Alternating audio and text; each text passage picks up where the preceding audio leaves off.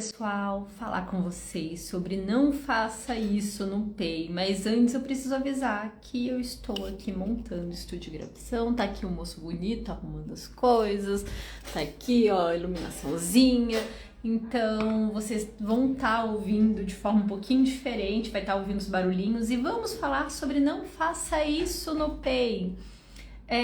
Contar primeiro uma historinha. Essa semana eu recebi um PEI, eu adoro receber relatórios, essas coisas, eu sempre recebo muito no direct, e eu recebi simplesmente um PEI com mais de 30 habilidades para serem desenvolvidas. Lógico que as habilidades elas estavam misturadas ali, a pessoa não separou de forma adequada, então era uma coisa imensa.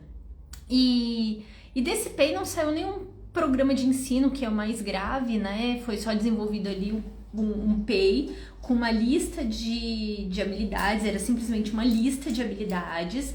Em resumo, o que aconteceu? Para falar como foi a história, né? A profissional pegou um protocolo e copiou o protocolo como objetivo. No caso, foi o Portage e copiou os objetivos de ensino, colocou ali as habilidades para serem trabalhadas com o objetivo de ensino, de objetivos genéricos. Então, assim, se o Portage fala que tem que aprender a se vestir, tem que aprender tal coisa, estava simplesmente copiado ali. Então, o que a criança, ela foi pegando o que a criança sabia fazer, pegou o degrau logo em seguida. Então se ela não faz isso, a próxima etapa ela é fazer tal coisa, né? Então ela foi seguindo essa etapa, a próxima etapa, e simplesmente colocou no PEI. Isso não se faz, gente, isso não se faz de forma alguma. E agora explicar para vocês como se faz, né?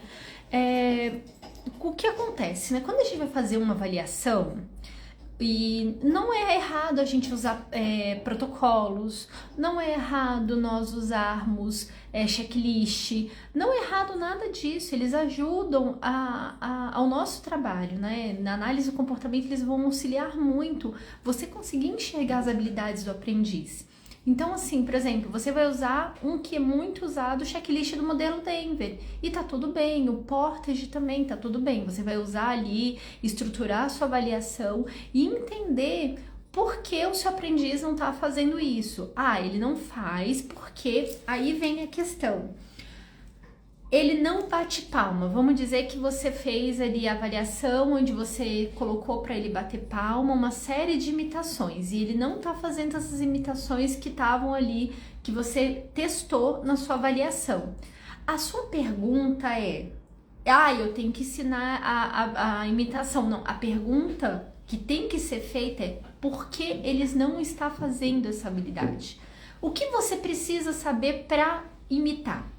E aí, dessa habilidade de imitação, você vai descer uma árvore de tudo que conecta a imitação. Vamos lá, um exercício mental. O que a gente precisa para imitar? Então, tudo depende do que vem a questão da imitação. Vendo de forma seca imitar, a gente precisa enxergar o modelo. E esse ver o modelo, dependendo da imitação, dependendo do tempo, por quanto tempo você está vendo esse modelo? É uma imitação que exige quanto tempo de observação, de atenção, de concentração. Então, para você imitar, você precisa estar atento ao que o outro está fazendo, você precisa gravar esses movimentos, então você tem que ter uma boa memória de curto prazo, né? Memória de trabalho. Você tem que, essa performance, você tem que manutenção da atenção, você tem que performar visualmente de forma global que você está enxergando para conseguir imitar. Então são várias habilidades. Aí vem as outras habilidades também, as habilidades motoras, porque se você está vendo ali um modelo, ok, eu entendi o que está fazendo. Você tem que entender que você tem que fazer isso também. Então é outro entendimento envolvido, da compreensão. Se o outro está fazendo, eu também vou fazer. O que me faz imitar o outro? Entende? Então tem que ter esse clique. Ele está fazendo, porque eu vou ter que fazer também. E aí, da imitação, então já fomos trazendo vários significados, várias habilidades que estão relacionadas à imitação. vem a parte motora. Será que esse aprendiz, ele realmente fez o rastreio, ele compreendeu, ele teve a intenção, mas ele não consegue imitar por questões motoras? Porque a gente já sabe que nos transtornos de neurodesenvolvimento, o autismo, ele tem uma interface com muitos transtornos. O autismo, ele tem uma interface imensa com os transtornos motores, por exemplo, com o TDAH. Então a gente vai interfaceando isso e vai vendo, gente, será que esse aprendiz ele falha na atenção? Será que ele falha na memória de trabalho? Será que ele falha na questão da praxe, né, motora, que é justamente desde a ideação, o planejamento, a execução motora? Será que ele está falhando nessas fases? Então, quando a gente se questiona sobre isso, e aí a gente enxerga essa habilidade, vê por que nosso aprendiz não está fazendo, o que a gente está fazendo? A gente está correlacionando esses eixos avaliativos que nós fizemos. Então, no momento que a gente vai desenvolver o PEI, não adianta a gente colocar ali aquela habilidade que ele precisa aprender, porque é o próximo degrau. Isso não é desenvolver um plano de ensino com base na análise de comportamento. Você tem que estudar esse comportamento, o que compõe esse comportamento. Então é justamente isso que nós vamos fazer na hora de desenvolver um PEI. Então você vai olhar ali esse comportamento que o seu aprendiz não faz, olhar os pré-requisitos relacionados a este comportamento.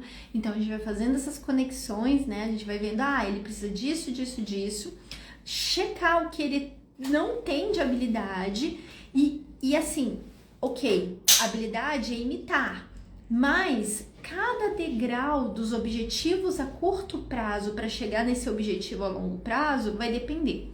Outra questão também que no PEI você tem que desenhar muito bem é o seu objetivo a longo prazo, de forma que qualquer um consiga enxergar. Então, quando nós estamos falando sobre imitação, imitar é muita coisa. Então, assim, quantos movimentos, em quanto tempo ele tem que imitar, que movimentos são esses que você vai estar ensinando, é membro superior, qual é o refinamento desses movimentos. Então, tudo isso tem que estar nesse PEI. Então, por favor, eu conversei, né, com essa profissional, a família também trouxe, nós tivemos, foi bem legal isso daí. E não listem objetivos dessa forma. E tá tudo bem, gente, é uma fase de aprendizagem, eu também passei por isso. Quando as pessoas, eu trago essas questões, as pessoas, Dani, mas você tá sendo arrogante, você tá trazendo. Não, eu passei por isso, eu sei como é que é. Eu tive uma fase, na minha fase de aprendizagem, quando eu tava iniciando meus estudos da análise de comportamento, que foi justamente isso. Eu pegava ali no protocolo, não faz isso? Então eu tenho que fazer. Não faz isso? E não é isso, a gente precisa correlacionar. Por isso que é muito importante entender sobre desenvolvimento humano. Isso é extremamente importante. Aqui a doutora Adriana Moraes, que entrou aqui, ela é uma grande estudiosa sobre desenvolvimento humano, uma pediatra muito querida. Então, assim, procure pessoas que entendam sobre isso, sobre essas fases do desenvolvimento humano, que elas são extremamente importantes. Eu vou finalizar aqui, porque eu vou ter que começar umas gravações. Aqui, ó, moço bonito arrumando o refletor. Aqui, oi, moço bonito. Ali, ó, já arrumando aqui. Hoje o cenário é um pouquinho diferente para gravar. A Júlia! Oi, Júlia! Doutora Adriana, querida. Aqui, ó, a doutora Adriana que eu falei, gente, ó, doutora.Adriana Moraes. E, gente, tá aqui a Júlia Serrão. A Júlia, pra quem tá querendo aprender essas questões de rede social, de como compor as coisas, ela é uma ótima pessoa para vocês seguirem, tá? Que eu vejo que tem muito profissional aqui e os profissionais ficam completamente perdidos, e a Júlia, ela é muito boa nisso mesmo. Eu sei porque a gente trabalhou um bom tempo junto em muita coisa aqui. Então, gente, um grande abraço para vocês. Eu vou marcar aqui, ó, a doutora Adriana sobre desenvolvimento humano para vocês conhecerem.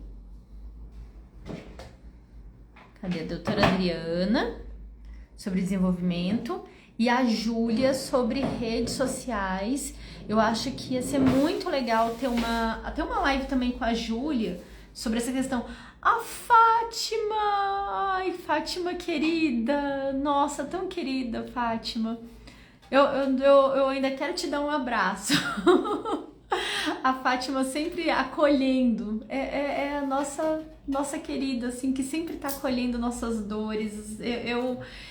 É impressionante, assim, quantas vezes a Fátima me acolheu pela internet. O tio Emerson, querido, também. Gente, eu vou finalizar aqui que eu vou começar as gravações. Então, assim, não faça essas coisas que eu falei pra vocês em relação ao PEI. Ok, a gente erra, a gente vai acertando, a gente vai aprendendo e faz parte da vida. E vai ficar gravada.